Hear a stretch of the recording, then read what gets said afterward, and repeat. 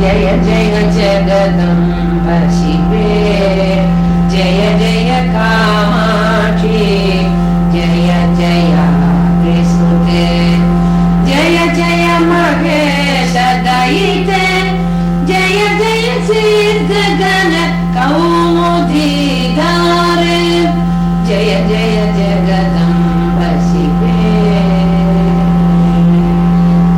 पद्रीमो वयमञ्जलिं प्रतिदिनं वन्दच्छिवेना कन्दर्पागमतन्त्रमूलगुरवे कल्याणकेली भुवे कामाक्ष्या घनसारपुञ्जरजसे कामद्रुमचक्षुषा मन्दारस्तवगप्रभामदमुषे मन्दस्मितज्योतिषे सद्बीजे नवमल्लिकासु मनसा नासाग्रमुक्तामणेराचार्याय मृणालकाण्डमहसा नैसर्गिकाय द्विषे स्वध्वन्यासहयुध्वने किमरुचेरब्दासनाद्यासिने कामाक्ष्याः स्मितमञ्जरीधवलिम अद्वैताय तस्मै नमः कर्पूरद्युतिचातुरे मदितनामल्पियसे कुर्वते दौर्भाग्योदयमेव संविदधति दौषाकरेणां द्विषाम् क्षुल्लानेव मनोज्ञमल्लिनिकरं पुल्लानभिव्यञ्जति कामाक्ष्या मृदुलस्मितां सुलगरि कामप्रसूरस्तु मे यापीनस्तनमण्डलोपरिलस कर्पूरलेपायते या नीलेक्षणरात्रिकान्तितदिषु ज्योत्स्ना प्रलोभायते या सौन्दर्यधुनीतरङ्गततिषु व्यालोलहंसायते कामाक्ष्याः शिशिरीकरोतु हृदयं सा मे स्मितप्राचुरी गच्छति पूर्वपक्षसरणिं कौमुदस्येदिमा येषां सन्ततमारुरुक्षति तुलाकक्ष्यां शरच्चन्द्रमाः येषामिच्छति कम्बुरप्यसुलभ अन्तेव सत्प्रक्रियां कामाक्ष्या ममतां हरन्तु ममते आसद्विषामङ्कुराः आशासीमसु सन्ततं विदधति नैषाखरि व्याक्रियां काशानाम् अभिमानभङ्गकलना कौशल्यमाविप्रति ईशानेन विलोकिता सकुतुकं कामाक्षिते कल्मषक्लेशापायकरी चकास्तिलहरि मन्दस्मितज्योतिषाम् आरूढस्य समुन्नत स्तनकटे साम्राज्यसिंहासनम् कन्दर्पस्य विभो जगत्रय जय प्रागड्यमुद्रानिधेः यस्याश्चामरचातुरी कलयते रश्मिजटा चञ्चला सामन्दस्मितमञ्जरी भवतु न कामाय कामाक्षिते शम्भोर्या परिरम्भ सम्भ्रमविदौ नैर्मल्यसीमानिधिः गैर्वाणीव तरङ्गिनी घृतमृदु स्यन्तां कलिन्दात्मजाम् कल्माषि कुरुदे कलङ्कसुषमं कण्ठस्थली चुम्बिनीं कामाक्ष्याः स्मितकन्दरी भवतु न कल्याणसन्दोगिनी जेतुङ्गाललतामिव स्तनतटिं सञ्जग्मुषि सन्ततं गन्तुं निर्मलतामिव द्विगुणितं मग्ना कृपा स्नोतसे लब्धुं विस्मयनीयतामिव गरं रागाकुलं कुर्वती वयम् मत्नातु कामाक्षि मे श्वेताभिप्रकटम् निशाकररुचा मालिन्यमाकन्वते सीताभिस्मरपावकम् पशुपतेः सन्दुक्षयन्ति सदा स्वाभाव्यात् अदराश्रिताभिममताम् उच्चैर्दिशन्ति गतिम् कामाक्षि सुरमन्दरा स्फुरतु नः स्वन्मन्दहासप्रभा वक्त्रश्री सरसी जले तरलित ब्रूवल्लिकल्लोलिते कालिम् नादधति कटाक्षजनुषा माधुव्रती व्यावृतिम् निर्निद्रामलपुण्डरीककुवन पाण्डित्यमाभिव्रति कामाक्ष्याः स्मितचातुरि मम मनः कातर्यमुन्मूलयेत् नित्यम् बाधितबन्धुजीवमदरम् मैत्रीजुषम् पल्लवैः शुद्धस्य द्विजमण्डलस्य च तिरस्कर्तारमप्याश्रिताम् या वैमल्यवति सदैव नमतम् चेतः पुनीतेतरा कामाक्ष्या हृदयम् प्रसादयतु मे समन्तहासप्रभा गृह्यन्ति तमसे मुहुः कुमुदिनि साहाय्यमाबिभ्रति याति चन्द्रकिशोरशेखरवपु सौधाङ्गणे प्रेङ्कणम् ज्ञानाम्भोनिधिवीचिक सुमनसम् कूलङ्कषम् कुर्वति कामाक्ष्याः स्वितकौमुदी हरतु मे संसारतापोदयम् काश्मीरद्रवदादुकर्दमरुच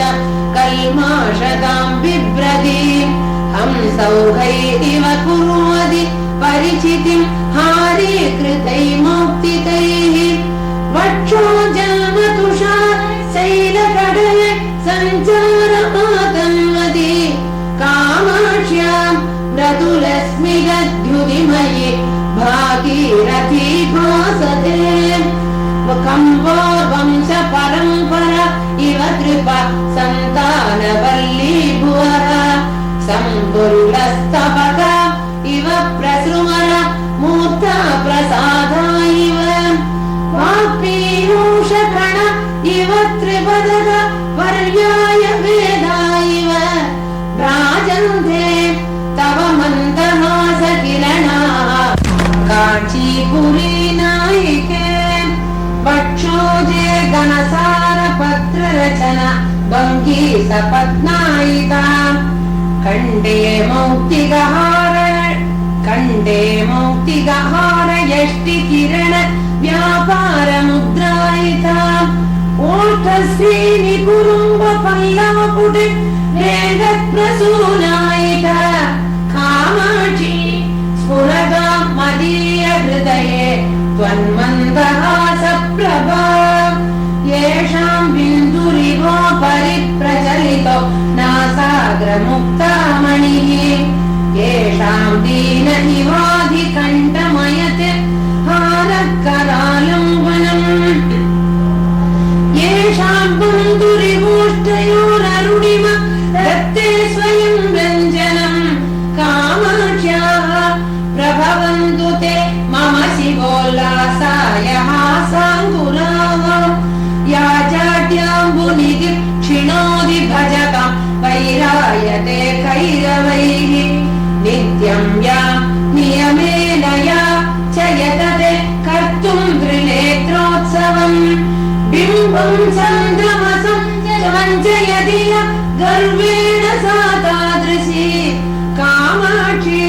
स्मितमञ्जरी तव कथम् ज्योत्स्नेत्यसौ कीर्त्यते आरूढारवसः पुररिपो आश्लेषणोपक्रमे याते मातरुपैति दिव्यतटिनि शङ्काकरी तत्क्षणम् ओष्ठौ वेपयति भ्रुवौ कुटिलयति आनम्रयत्याननम् तामन्दे मृदुहासपूरसुषमाम् एकाम्रनाथ प्रिये वक्त्रेन्दो सवचन्द्रिका स्मिरदधिर्वल्गुस्फुरन्ति सदा साचेयुक्तमिदं चकोरमनसं कामाक्षि कौतूहलम् एतच्चित्रमहर्निशं यदधिकामेषा रुचिं गावते बिम्बोष्टद्युमणिप्रभा स्वविजयत् बिम्बोगमालम्बते सादृश्यं कलशाम्बुदेर्वगति यत् कामाक्षि मन्दस्मितम् शोभामोष्टरुचाम्बविद्रुमभवत् एतद्विदं ब्रूमहे एकस्मादुदितं पुरा किल भवौ सर्वपुराणपुमान् एतन्मध्य समुद्भवं रसयते माधुर्यरूपं रसम् उत्तुङ्गस्तनकुम्भशैलकटके विस्तारिकस्तूरिका भद्रश्रीजुषि चञ्चलास्मितरुच कामाक्षि ते कोमलाः सन्ध्यादीतिरञ्जित इव मुहुः सान्द्रादरज्योतिषा व्यालोलामल शारदा वृषकल व्यापारमातन्मते क्षीरं दूरत एव तिष्ठतु कथं वैमल्यमात्रादितम् मातस्ते सगपाडवीतिमयता मन्दस्मितैर्मञ्जुलैः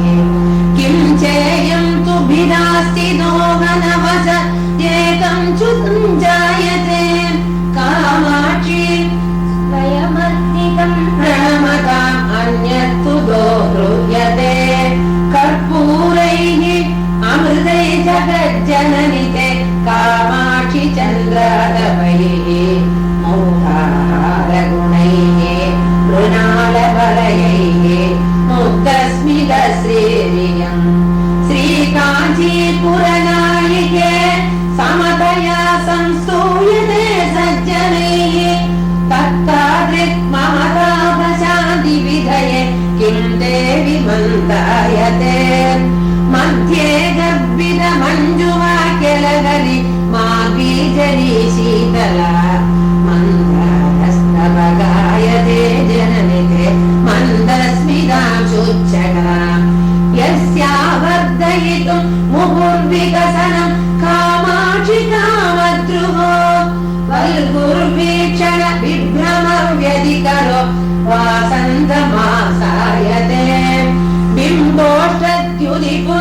बिम्बोष्टद्युतिपुञ्जरञ्जितरुचिः त्वन्मन्दहासच्छटा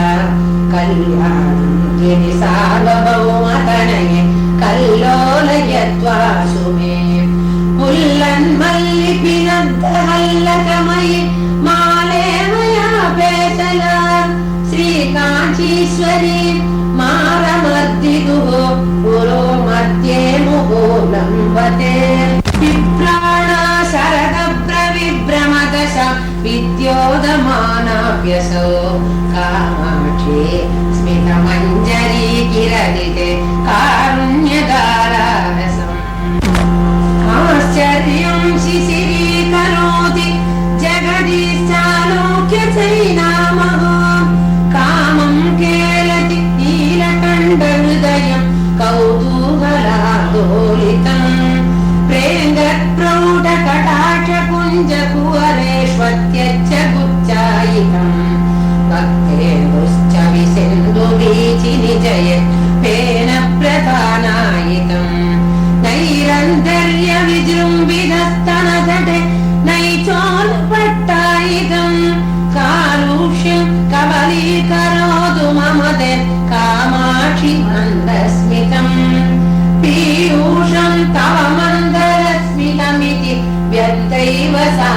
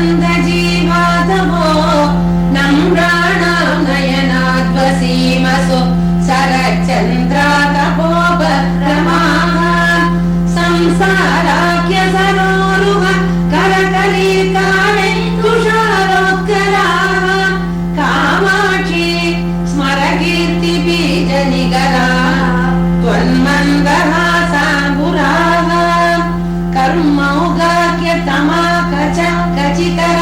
कामाक्षि सञ्चिन्तये त्वन्मन्दस्मितरोजिषा त्रिभुवनक्षेम पुराणङ्कुरान् येवत्रं शिशिराश्रयो विरसितं चन्द्रातपोरुवद्वेषोद्घोष चातुरीमिव तिरत् कर्तुं परिष्कुर्वते कुर्युर्नः कुलशैलराजतनय कूलङ्कषं मङ्गलम् कुन्दस्पन्दन चुञ्जुवस्तव शिवे मन्दस्मितः प्रक्रमाः ये कामाक्षि समस्तसाक्षिणेन सन्तोषयन्तीश्वरम् कर्पूरप्रगर इव प्रसृमराः पुंसामसाधारणाः कम्रेण स्नपयस्व कर्म कुवन चोरेण मारागम व्याख्या शिक्षण दीक्षितेन विदुषा अक्षीणलक्ष्मीपुषा कामाक्षी स्मितकन्दरेण कलुष स्फोटक्रिया चुञ्चुना कारुण्यामृत बीजिका विकरण प्राचुर्यदुर्येण माम् त्वन्मन्दस्मितकन्दलस्य नियतं कामाक्षि शङ्कामहे बिम्बकश्चन नूतन प्रचलितो नैसाकरः श्रीकरः किञ्च क्षीरपयोनिधि प्रतिनिधिः स्वर्वादिनीचिका बिम्बो गोपि विडम्बयेव कुवना मल्लीमतल्लि रुचः दुष्कर्माक निसर्ग कर्कशमः सम्पर्कतत्त्वं निलत्पङ्गम् शङ्करवल्लभे मम मन काञ्चीपुरालङ्क्रिये अम्ब त्वं मृदुलस्मितामृतरसे मन्त्वा विधूयव्यताम् आनन्दोदय सौधशृङ्गपदवी आरोढुमाकाङ्क्षति नम्राण नगराजशेखरसुते नागालयानां पुरः कामाक्षी त्वरया विपत्प्रशमने कारुण्यधाराकिरम् आगच्छन्तमनुग्रहं प्रकटयन् आनन्दबीजानिते नासीरे मृदुहासयेव तनुते नाते सुधाशीतलः कामाक्षी प्रदमान विभ्रमनिधिः कन्दर्पदर्पस्प्रसूः मुग्धस्ते मृदुहास एव गिरिजे मुष्णातु मे किल्बिषम् यं द्रष्टुं विहिते करग्रहभुवे सम्भुस्रपामीलितम् स्वैरङ्कारयति स्म ताडव विनोद आनन्दिना तण्डुना क्षुण्णं केनचिदेव धीरमनसा कुत्रापि नानाजनैः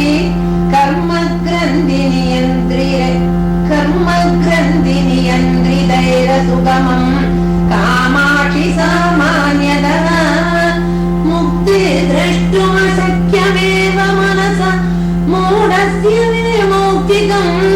मातङ्गस्य यदु प्रदीप इव ते मन्दस्मितश्रीरियम् ज्योत्स्नाकान्तिभिरेव निर्मलतरम् नैसाकरम् मण्डलम् हंसैरेव शरद्विलाससमये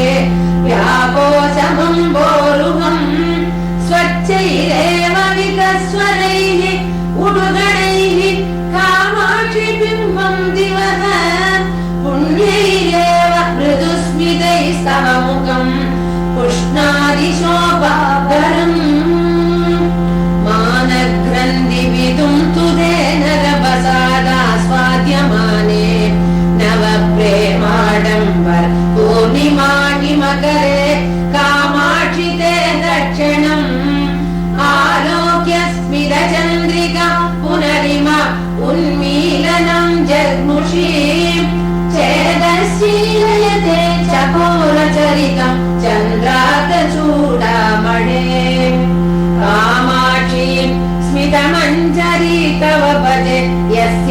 निशामङ्गुरा आपीनस्तनपानलालसतय निश्चङ्गमङ्गेशयः ऊर्ध्वं वीक्ष्य विकर्षति प्रद्रुमरा उद्दामया शुण्डया सूनुस्ति विशशङ्कया सुकुहना दन्दावलग्रामणी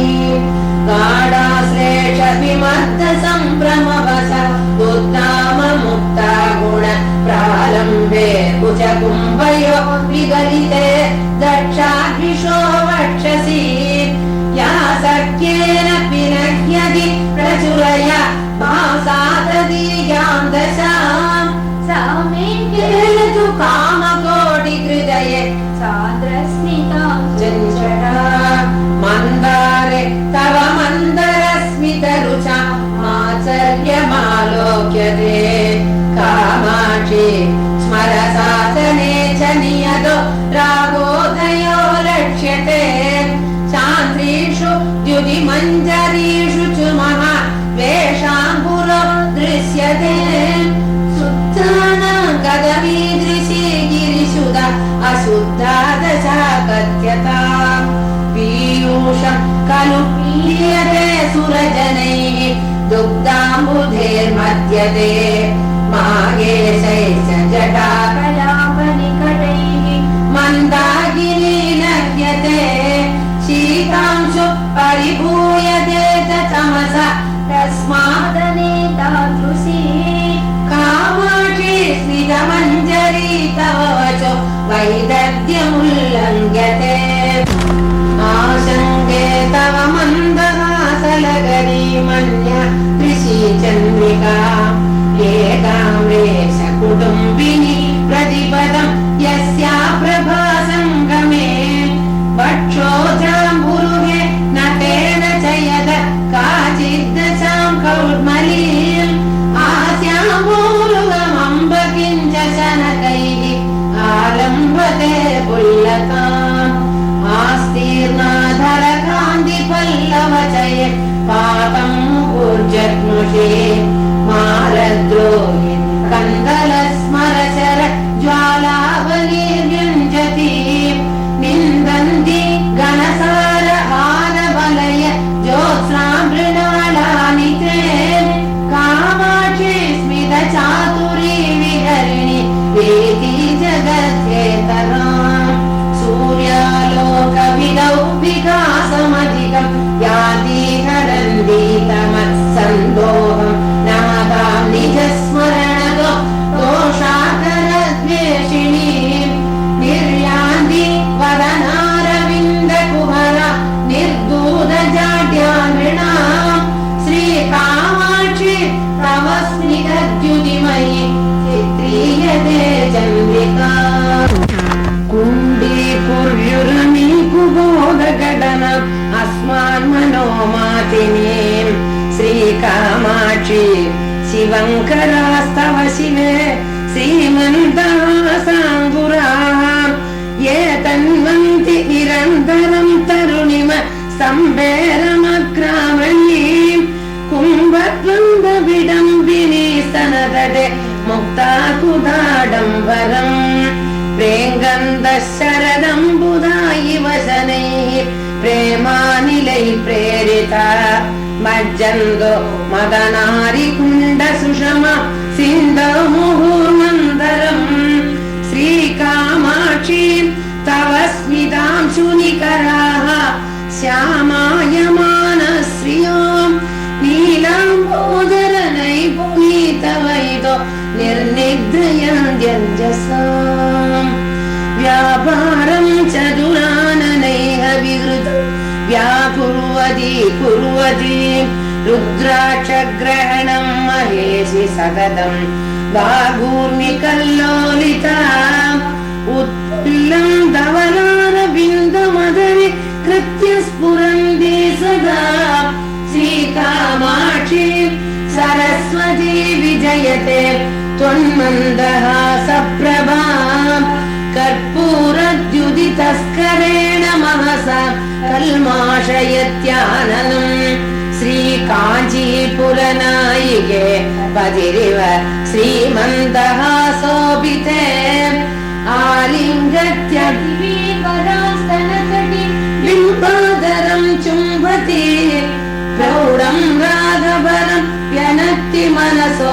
धैर्यं दुनीते तराम् वैशद्येन च विश्वतापहरण क्रीडापटीयस्तया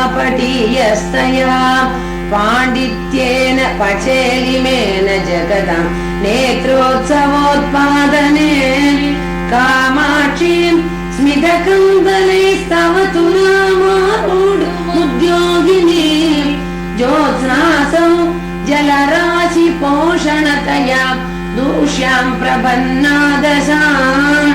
लावण्याम्बुजिनी मृणालवलयैः शृङ्गारगन्धद्विप ग्रामण्यश्रुतिचामरैः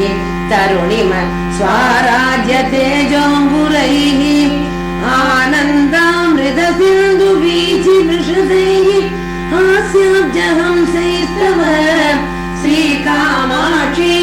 मया मन्दहसितैः मत्कं मनकल्मषम् उत्तुङ्गस्तनमण्डली परिचलन् माणिक्यहारच्चट चञ्चोणिम पुञ्जमध्य सरणिं मातः परिष्कुर्वती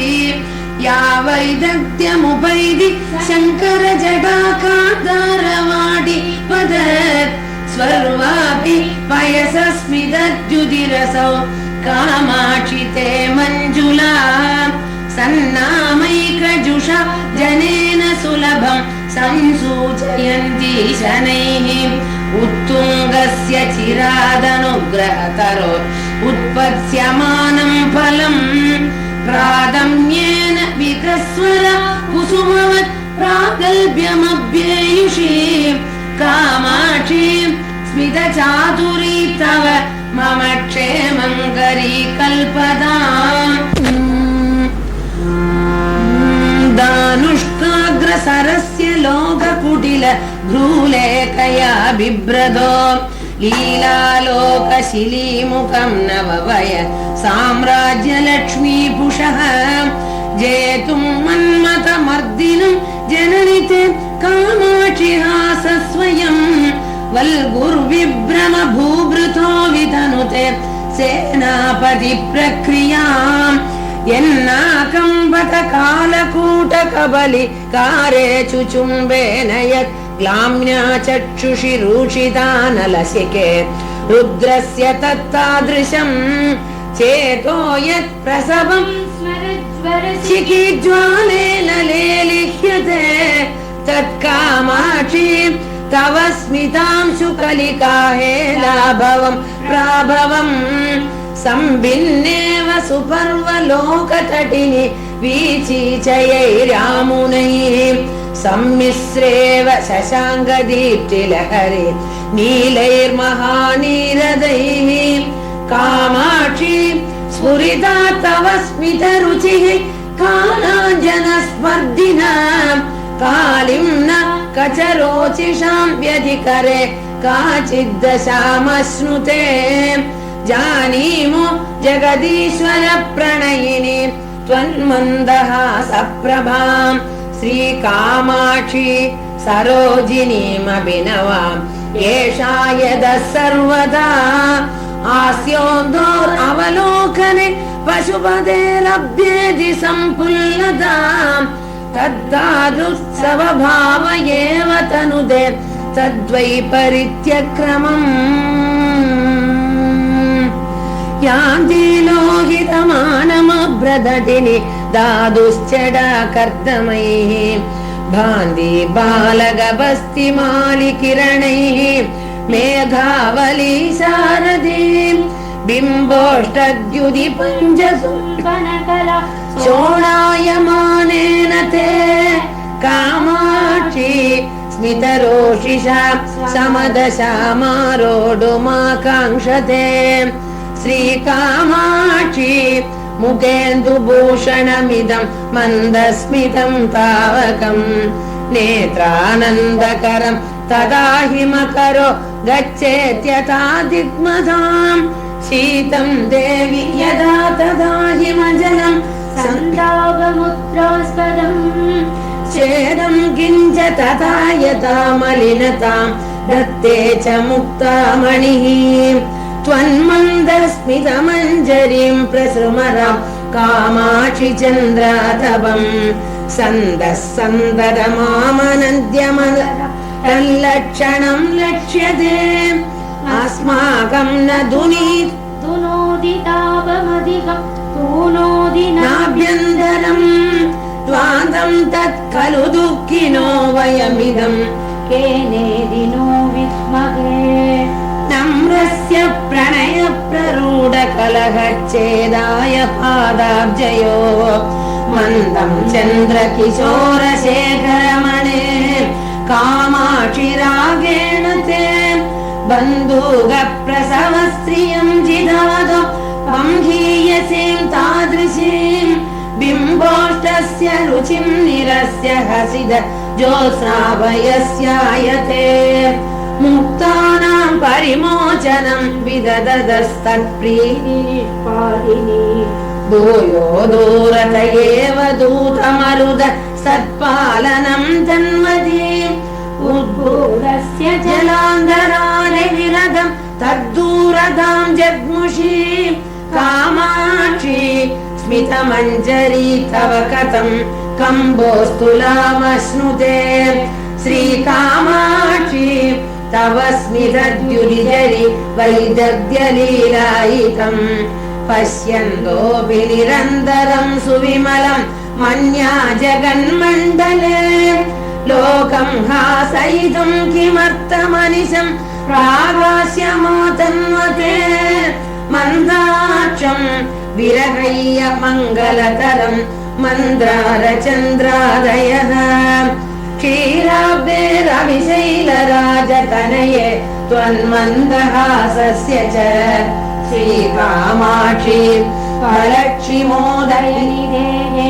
किञ्चित् विदां ब्रूमहे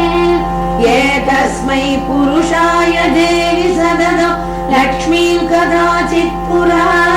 सर्वेभ्यः ददात्यसौ सुतदं लक्ष्मी च वागीश्वरी श्रीकाञ्चीपुररत्नदीपकलिके तान्येव मेनात्मजे चाकोराणि कुलानि देवि सुतरा धन्यानि अन्यामगे कम्बाधीरकुटुम्बचङ्क्रमकला चुञ्चूनि चञ्चूपुटैः नित्यं यानि तव स्मितेन्दुमहसामासादमातन्वते शैत्यप्रक्रममासृतोऽभिनमतां जाड्यप्रदां दूनयन् नैर्मल्यं परमं गतोऽपि गिरिशं रागाकुलं चारयन् लीलालापपुरस्मरोऽपि सततं आचम्यमान् प्रीणयन् कामाक्षी स्मितरोचिषा तव समुल्लासः कथं वर्ण्यते श्रोणी चञ्चलमेकलामुखरितं लीलागतं मन्तरम् ब्रूवल्लीचलनं कटाक्षवलनं मन्दाक्षवीक्षाचनं यद्वैदग्ध्यमुखेन मन्मथरिपुं सम्मोहयन्त्यञ्जसा श्रीकामाक्षी तव स्मिताय सततं तस्मै नमस्कुर्महे श्रीकामाक्षी मनोज्ञमन्दहसिद ज्योतिष्प्ररोहे तव स्वेदस्वेदिमसार्वभौमसरणिः प्रागल्भ्यमभ्येयुषे चन्द्रोऽयं युवराजतां कलयते चेटीदुरं चन्द्रिकां शुद्धा सा च सुधाचरी सहचरी साधर्म्यमालम्बते योऽस्नाक्यं तनुते फलं तनुमदा औष्ण्यप्रशान्तिं विना त्वन्मन्दस्मितरोचिषा तनुमदां कामाक्षिरोचिष्णुना सन्तापो विनिवार्यते नववयप्राचुर्यमङ्गूर्यते सौन्दर्यं परिपूर्यते च जगति सा कीर्तिश्च सञ्जायते वैमल्यं कुमुदश्रियां हिमरुच कान्त्यैव सन्तृक्ष्यते ज्योत्स्नालोचिरपि प्रदोषसमयैव सम्पद्यते स्वच्छत्वं नवमौक्तिकस्य परमं संस्कारतो दृश्यते कामाक्ष्याः स्मितदीदितेर्विशदिमा नैसर्गिको भासते प्राकाश्यं परमेश्वर प्रणयिनि त्वन्मन्दहासश्रियः श्रीकामाक्षी मम क्षिणोतु ममदा वैचक्षणीमक्षया यद्भीत्यैव निलीयते इव खलु मेघोदरे सूक्तिका गर्भे मौक्तिकमण्डली च सरसी मध्ये मृणाले च सा हेरम्बे च गुहे च हर्षभरितं वात्सल्यमङ्गूरयत् मालद्रोहिणि पूरुषे सह भुवं प्रेमाङ्कुरं व्यञ्जयत् आनम्रेषु जनेषु पूर्णकरुण वैदग्ध्यमुत्तानयत् कामाक्षी स्मितमञ्जसा तव कथङ्कारं मया कथ्यते संक्रुद्धद्विजराजकोऽप्यविरतं कुर्वन् विजय सङ्गमम् वाणी पद्धति दूरगोऽपि सततं तत्साहचर्यं वहन् अश्रान्तं पशुदुर्लभोऽपि कलयत् पत्युः पशूनामृतिं श्रीकामाक्षी तव स्मितामृतरस स्यन्दो मयि स्पन्दताम्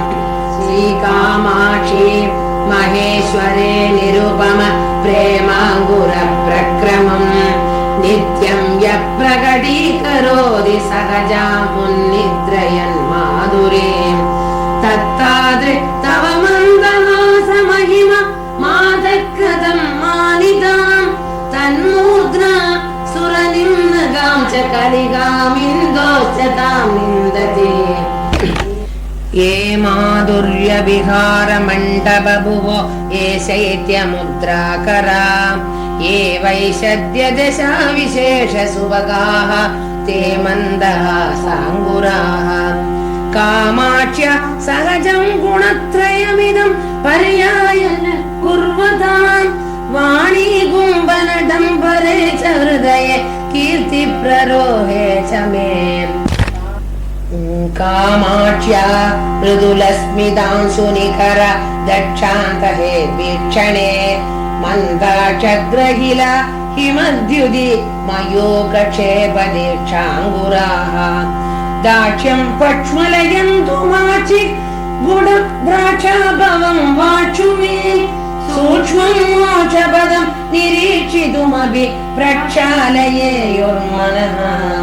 जात्या शीतलशीतलानि मधुराण्येतानि भूतानि ते गङ्गानीव पयांसि देवि पटलम् अल्पस्मितज्योतिषाम् येन पङ्कपरामरं मलिनिताम् एकाम्रनाथप्रिये प्रज्ञानात् सुतरां मदीयधिषणा प्रक्षालयन् दुक्षणात् अश्रान्तं परतन्द्रितः पशुपति त्वन्मन्दहासाङ्गुरैः श्रीकामाक्षी तदीयवर्णसमता सङ्केन शङ्कामहे इन्दुं नागधुनी च शेखरयते मालां च दत्तेन वैः वैकुण्ठैरवकुण्डनं च कुरुते धूलीचयैर्भास्मनैः श्रीकाञ्चीपुरदेवते मृदुवजः सौरभ्यमुद्रास्पदम् प्रौढप्रेमलतानवीनक्सु वीनकुसुमं मन्दस्मितं तावकम् मन्दं कन्दलति प्रियस्य वदनालोके समाभाषणे श्लक्ष्णे कुड्मलति प्ररूढपुलके चाश्लेषणे पुल्लति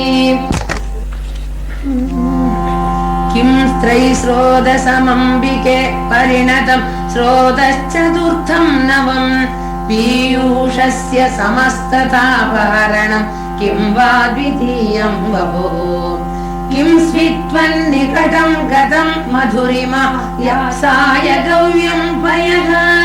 श्रीकाञ्चीपुरनायक प्रियतमे मन्दस्मितं तावकम् भूषावक्त्र सरोरुहस्य सहज वाचां सखी शाश्वती नीवी विभ्रम सन्तते पशुपतेः सौरीदशां पारणा जीवादुर्मदन श्रियस्य शिरुचेरुच्चाडनि देवता श्रीकामाक्षी गिराम भूमिमयदे हासप्रभा मञ्जरी सूदिष्वेदिगकन्दलस्य वसति शृङ्गारसारस्त्रियः पूर्तिसूक्तिजरीरसस्य लहरि कारुण्यपातो निधे वाटी काचन कौसुमी मधुरिम स्वाराज्यलक्ष्म्यास्तव श्रीकामाक्षी ममास्तु मङ्गलकरी हासप्रभा चादुरी जन्तूनां जनि दुःख मृत्युलहरि सन्तापनं कृन्दतः प्रौढानुग्रह पूर्णशीतलरुचो नित्योदयं बिभ्रतः श्रीकामाक्षी विसृत्वरा इव कर आसाङ्कुरस्य हठात् आलोकेन निहन्युरन्दतमसस्तोमस्य मे सन्दतिम् उत्तुङ्गस्तनमण्डलस्य विलसल्लावण्यलीलानटीरङ्गस्य स्फुटमूर्ध सीमनिमुः प्राकाश्यमव्येयुषे श्रीकामाक्षी तव स्मितद्युदिरतिर्बिम्बोष्टकान्त्यङ्कुरैः चित्रां विद्रुममुद्रितां विदनुदे मौक्तिं विधानश्रियम् स्वाभाव्यास्तव वक्त्रमेव ललितं सन्तोषसम्पादनम् शम्भो किं पुनरञ्जितस्मितरुचः पाण्डित्यपात्रे कृतम् अम्बोजं स्वद एव सर्वजगदा चक्षुप्रियं भावुकम् कामाक्षी स्फुरिते शरद्विकसिते कीदृग्विधं भ्राजते तुम्बुर्निर्मलमानसौर्विदधते मैत्रीं दृढं निर्मलाम् लब्ध्वा कर्मलयं च निर्मलतरां कीर्तिं लभन्तेतराम् सूक्तिं पक्ष्मलयन्ति निर्मलतमा यत्तावका सेवकाः तत्कामाक्षी तव स्मितस्य कलया नैर्मल्यसीमानिधे नयनानि नासि नाकि सदशा शैत्येन संस्तम्भयन् इन्दुं किञ्च विमोहयन् पशुपतिं विश्वार्तिमुच्चाडयन् हिंसं संसृजिदम्बरं तव शिवे हासाह्वयो मान्द्रिकः श्रीकामाक्षी मदीयमानसतमो विद्वेषणे चेष्टता क्षेबीयक्षभयन्तु कल्मषभयानि अस्माकमल्पस्मितज्योतिर्मण्डलचङ्क्रमस्तव शिवे कामाक्षी रोजिष्णवः क्रीडा कर्मट कर्म कर्म समय व्यापारता वानल श्रीपादा नवहर्षवर्षण सुधा स्रोतस्विनी शीकराः श्रीकामाक्षी तव स्मितैन्दवमः पूरे परिस्फूर्जते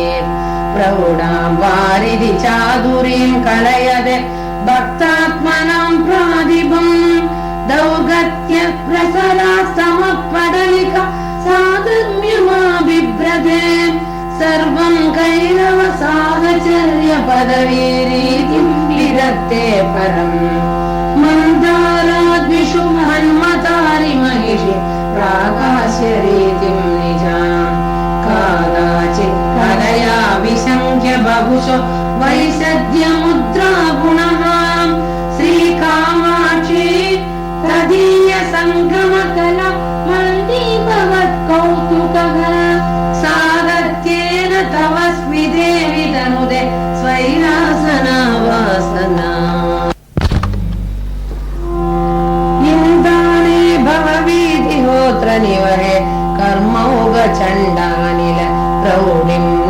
बहुले कृते निपतितं सन्तापचिन्ताकुलम्